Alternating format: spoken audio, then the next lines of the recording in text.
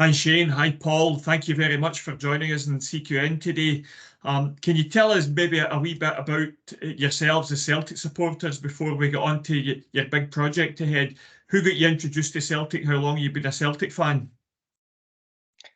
Um, well, for me, it was from day one. Parents, grandparents, both mad Celtic supporters. So there was never going to be another team in the house. I passed from day one. Season ticket holder for '96 till present. Absolutely obsessed with Celtic, like everybody in my house. You know. What was the first team that you knew, Paul? Who were the first players that you knew? I remember going to see Celtic first time, 1982. I was 7-year-old, and it was Celtic versus Dundee, and I'm pretty sure it was Pat Bonner in goals, or might have been Peter Latchford, Tom McAdam, I think McGarvey and Nicholas were playing at the time. I wouldn't actually remember the team. I just remember the result and walking into the stadium that first ever time. I remember going into my dad taking us to actually what was obviously the Rangers end at the time, and walking up the big stairs and just seeing the top of the stadium, the sky, and then looking down the pitch and just being, it takes your breath away. Still get the same buzz when I walk up to my seat now at Celtic Park. Still get that same feeling. The first time I ever walked into Celtic Park, like, you know.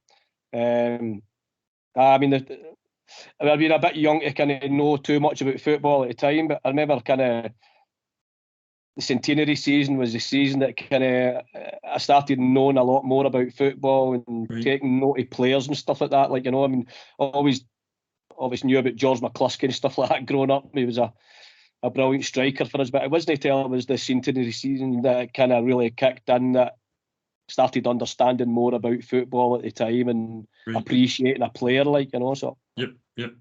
That Celtic team in the early 80s was fabulous. It was such an attacking team. Big Billy, he only had one thing he ever wanted to do with Celtic teams, and that was to attack, which was a bit odd for a defender, and John Clark beside him there. You know, they weren't at all defensively minded management. And you had Nicholas and McGarvey and McCluskey, Tommy Burns, David Provan. You know, they were just a fantastic attacking team. Yeah, McClare as well. I mean, the likes of Brian McClare through the 80s and stuff like that as well was, aye. It's a special player. Tommy Burns, obviously, as well. Paul McStay, like, you know, just an abundance of great Scottish talent at the time, like, you know. There was. What about yourself, Shane? When did you get introduced to Celtic, and how did it happen? Yeah, so it's probably a bit less so from day one. It was probably the usual. It started out with the usual level of Irish person sympathising with a club in Glasgow and the history and all that entails. So it was probably in my early teens I properly got into Celtic, as in following properly, buying the jerseys. Right. So I'm a little bit younger than Paul, as you can see. So unfortunately, all that of the 80s I don't remember. I can remember some awful bad teams, awful bad football in the early 90s and the bad results.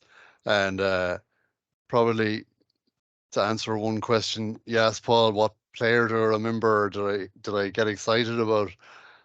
Like, in my defense, I was 7 or 8 when he signed, but I was very excited when Celtic signed Tony Cascarino. We all know how that went. Jeez. Yeah. Shane, I think we've just peaked at these interviews here. Will I log off now? Like, you know what? It's you make a great point, because Lisbon Lions were still playing when I got into Celtic, and you know I remember well those exciting teams in the 80s, and it was so easy to be inspired by it.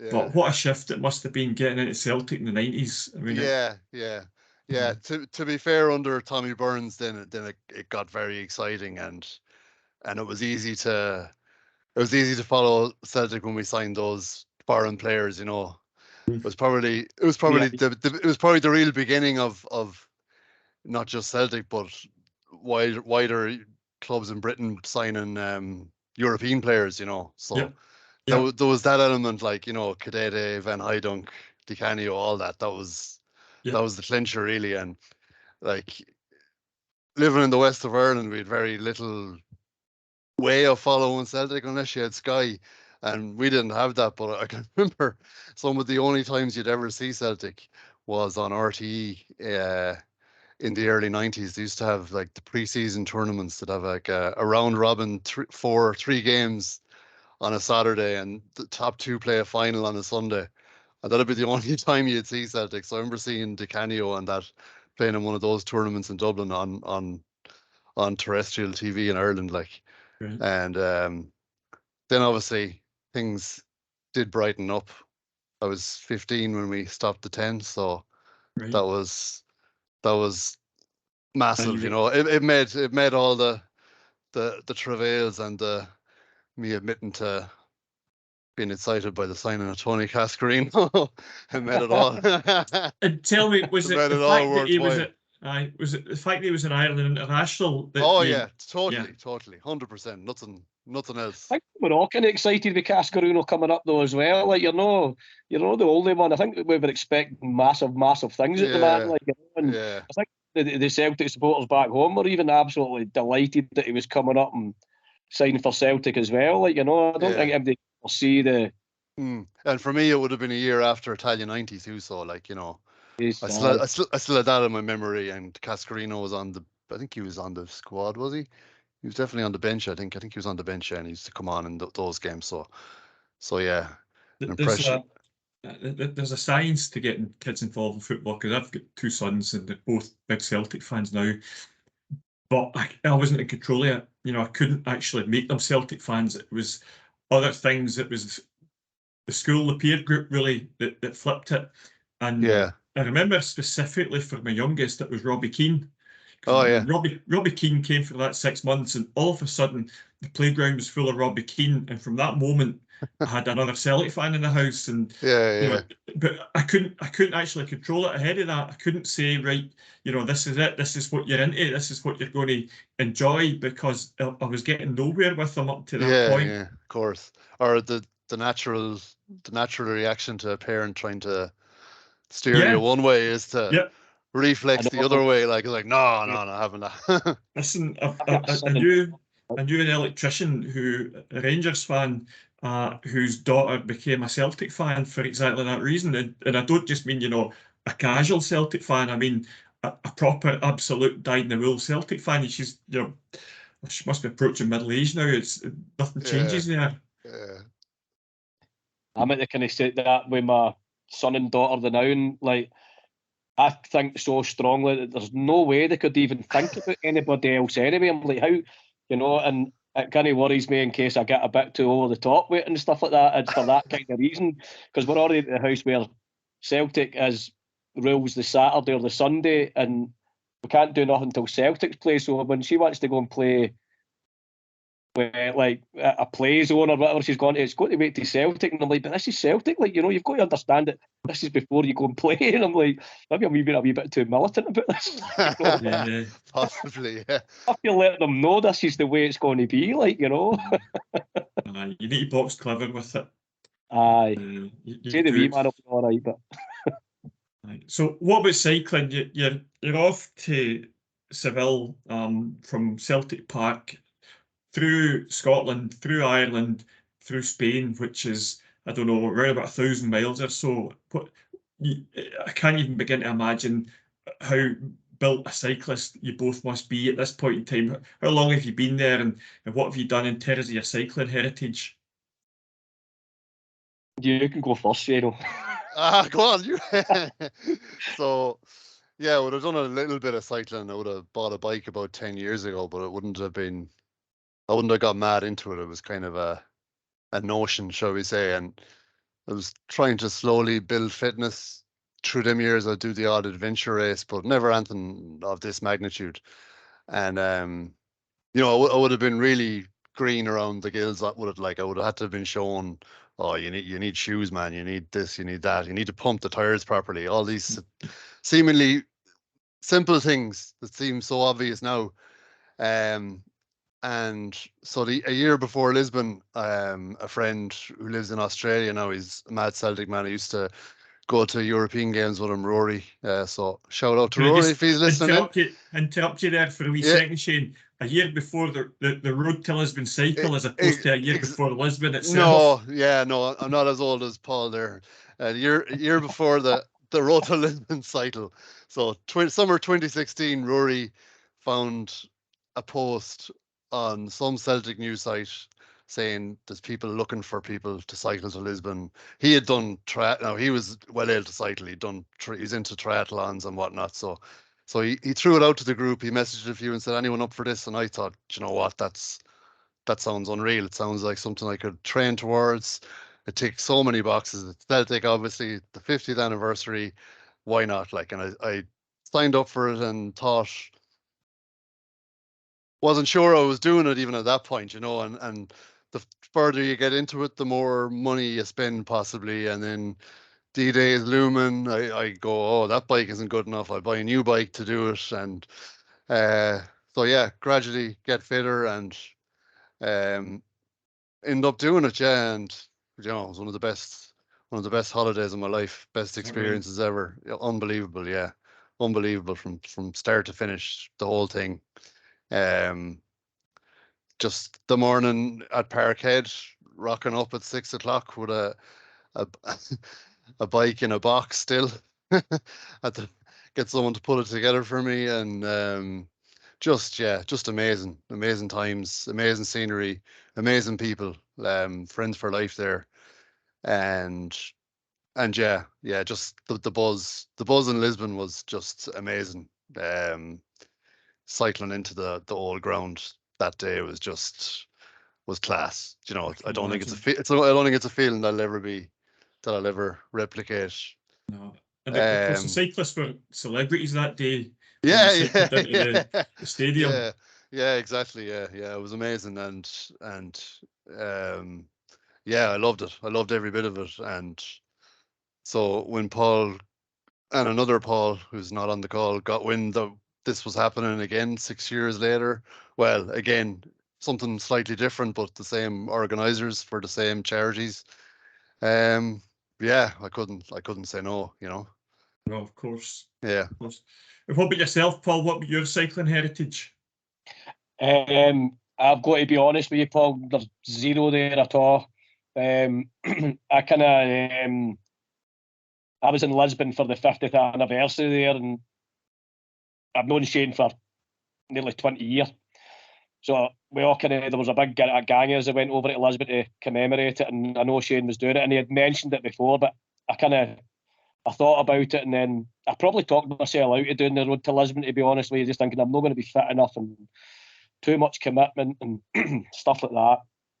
And then when they came into the stadium and drove round, I regretted it, like massively regretted not going and doing it, because Shane was saying like you could have done that, like, so I said to himself and Claire, that was one of the organisers, like, if he's ever do that again, give me a shout. And when they mentioned they were going to do it for the road to Seville, that was me, I mean, completely committed to doing it. So I knew I've really only bought myself a bike the end of last year, I think it was.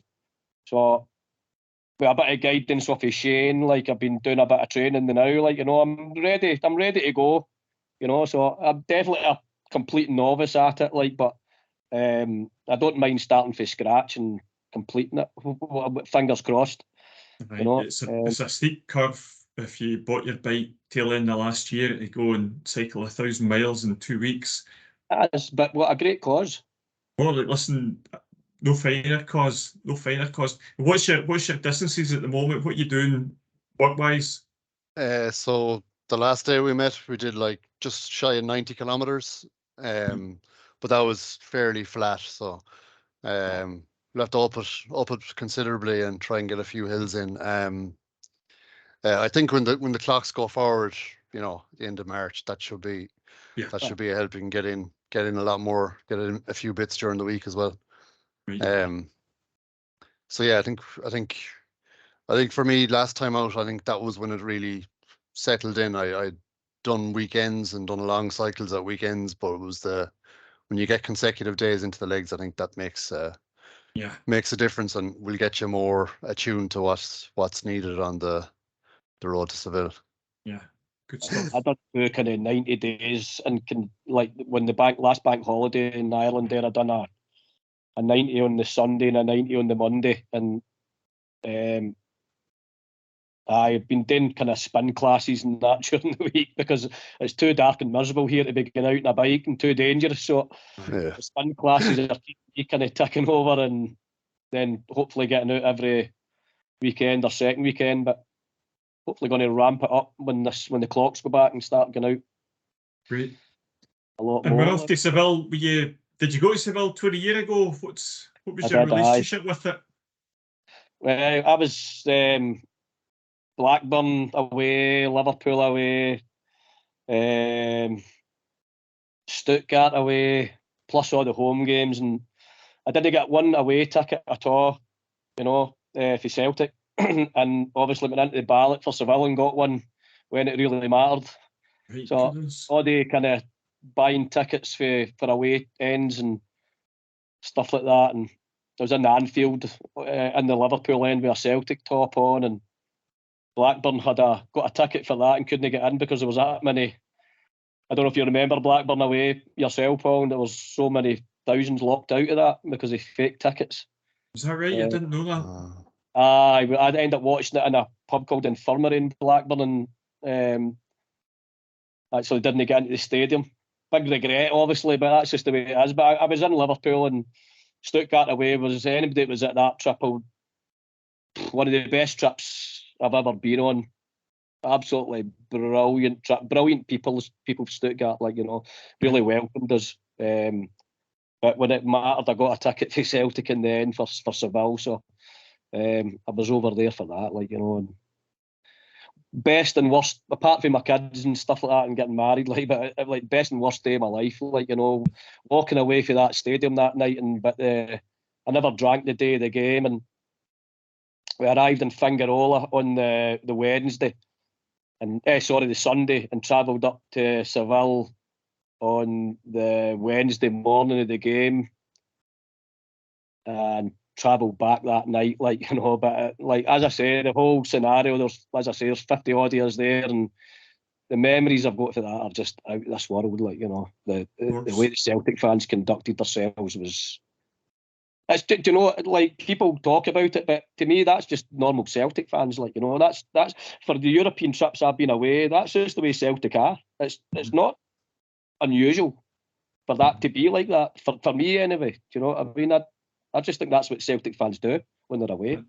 It is, but it's unusual for us for this. There'll be so many of us. Yeah, you go and you just take over an entire Spanish city, and with no hassle, no trouble. The city was exhausted. The city was out of everything. There was nothing more. The city couldn't have put another body anywhere, but they did well. The locals did well. The Porto fans were great. With so many of us as well. The police were great. There was no hassle from anybody. I walked into an orange tree on the day of the game, literally looking that way, smack straight into an orange tree, and all of a sudden I've got policemen surrounding me, make sure I'm okay. It couldn't have been, and that was also without a drink. I was driving. Just wanted to remember it. That's the reason I didn't drink. I just didn't want to start and then, a few days down the line, go, what happened during the day, and I just wanted to remember it of it. As a memory I've got when I arrived in Seville that day, and I remember my mate saying to me, it was a 4-hour journey from Fingarola up to Seville, and he says, right, we're leaving at 8:30 in the morning, get a good night's sleep, and me and my mate were on the balcony at 6:30, just coming home. And I remember lying on the bed and my mate chatting the door saying, right, get up. And we had a 4-hour journey, and she's trying to sleep in the car, but it's been so buzzing about where we were going, but I remember arriving in Seville, and there was a school, maybe 20 school kids going through, and they were all kind of linking arms, and they were all shouting Viva Celtic with their school teachers all the way, just kind of weaving in and out the crowds. great picture to see, like, you know, and because you're thinking the kids are going to grow up and they're going to remember the day Celtic came to town, like, you know. That's right. What about yourself, Shane? What's your memories of 20 years ago? So yeah, my memories are I would have watched the whole tournament from start to finish. So there were Thursday night games. I would have watched them in a pub in Galway, Richardson's. So the man that's running that pub has had a long association with Celtic bars, and he's moved as well. Fergus McGinn, yeah, big show. That's actually how me and Paul met about 16, 17 years ago, maybe. Yeah, in Monroe's. He moved pubs and whatnot, but yeah, I would have watched the whole thing in there, including the final.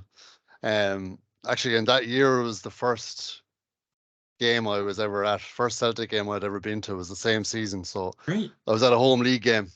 And in the following season as well would have been my second, and then so on. There was a supporters club set up in the college there in Galway around the time, so that it was just a perfect timing, really. There was a club set up, and the crowds congregated on Richardson's, and I know the door was closed or whatever, 6:30 in the evening, an hour and a half before kickoff, and it was just sensational atmosphere.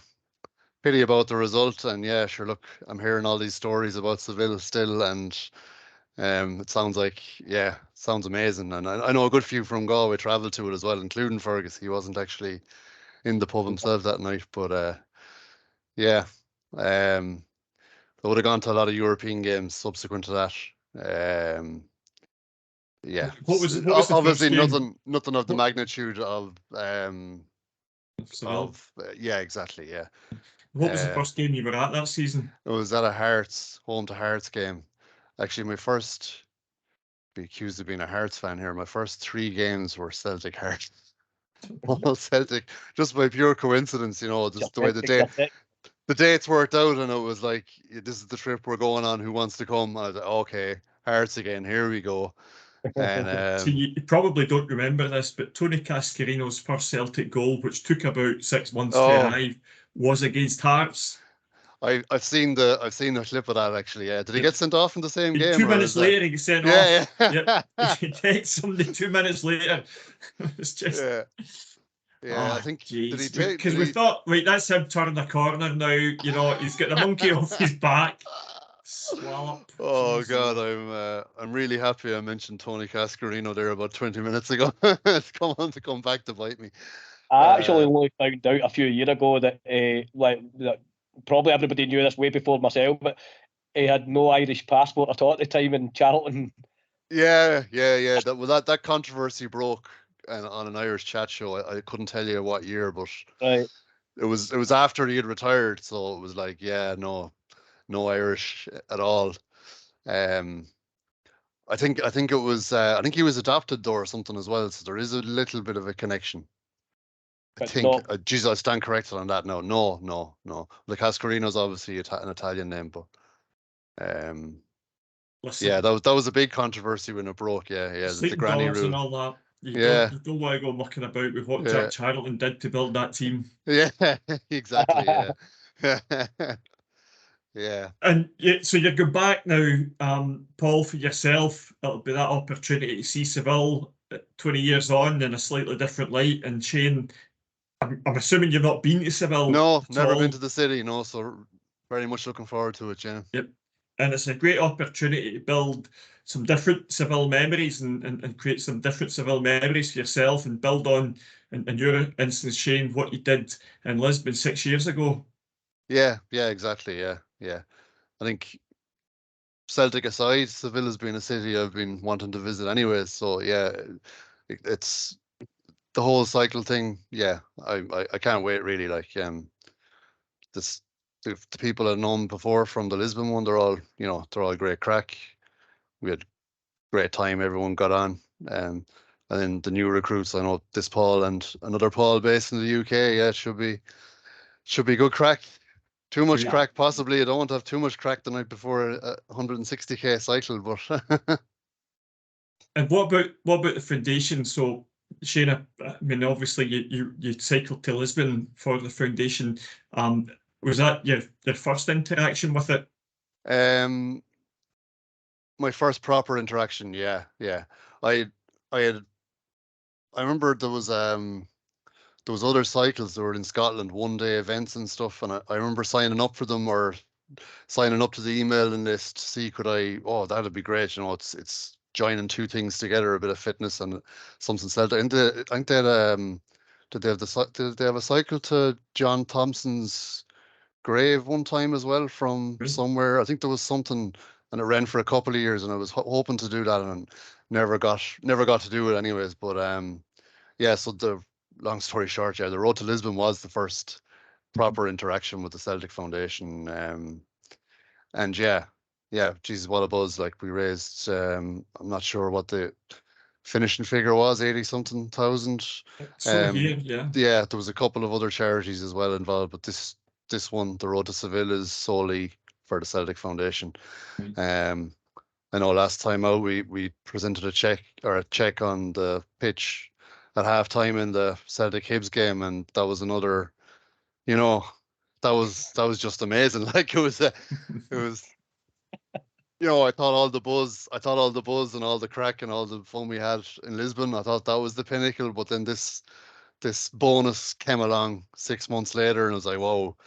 The other fella's laughing there because he was trying to come on the pitch with me and rising me that day. I was actually sitting beside him for the match, and he was insisting, "Oh, I'm coming down with you. Yeah. What time are you going at?" And I was like, "Oh, we have to meet 15 minutes before the halftime whistle at gate, whatever. But you're not coming." And he kept coming, and he got up and followed me down as far. Dream come true to walk onto Celtic Park, Shane. You can't rob me of this Jesus. dream and I'm pretending I'm walking onto Well, the see, park. this is actually you have me this is rozzed actually as why well. Paul's doing it this time, because he wants to make sure if there's Yeah. anybody getting onto the pitch, he's getting onto the pitch.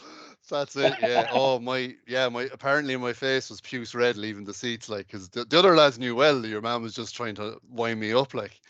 Down he came as far as the exit anyway, and then he just gave up. Jesus, that was relief. I thought he was. What Was. about yourself, Paul? Have you been involved with the foundation before, or is this your first? Aye, Paul, it's my first time doing anything for the Celtic Foundation, barring kind of giving money to them for certain things here and there, like charity events and stuff like that. Like that, it's my first time kind of properly raising money. Just obviously a foundation you just totally admire. I know that the kind of the work that they do in and around Scotland itself, is it's remarkable. I'm proud to be representing them as well.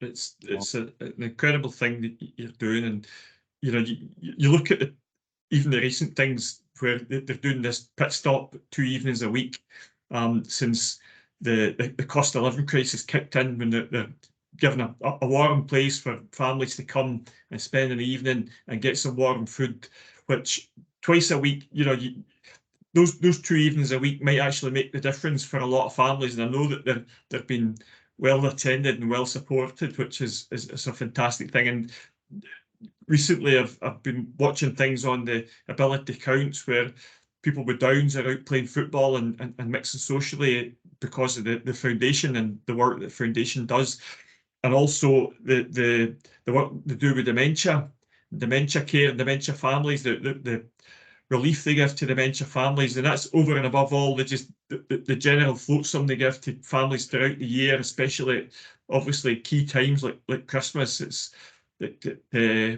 what you're doing for people, not just here in Glasgow or in Ireland or in London, but in places like Malawi and Haiti and across the world. It's really quite an incredible thing, and a great thing to do at any stage of your life. But for both of you actually be putting the effort in.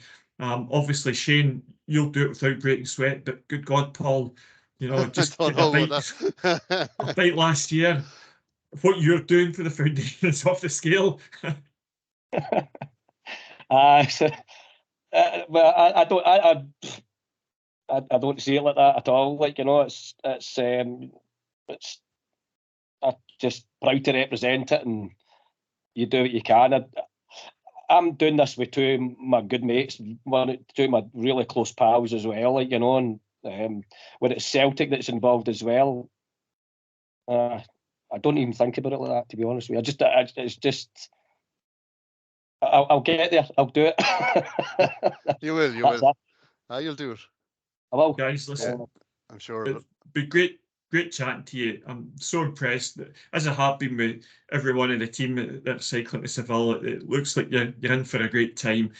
Take care, both. A lot of challenging days ahead. I don't doubt that's even before you leave Celtic Park in May.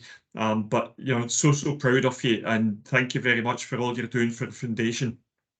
Cheers, Paul. Thanks a million. Thanks very much. Thanks for your time. Thanks for having us on. Thanks very much for your time. And listen, I read quick news all the time, and like every single day, probably 2 or 3 times a day. So a shout out to yourself for all the work you do as well, and keep me entertained during my lunch times and stuff like that, because it's constantly reading it all the time. To be fair, so that's very kind of you, Paul. But thanks for that, and take care, both.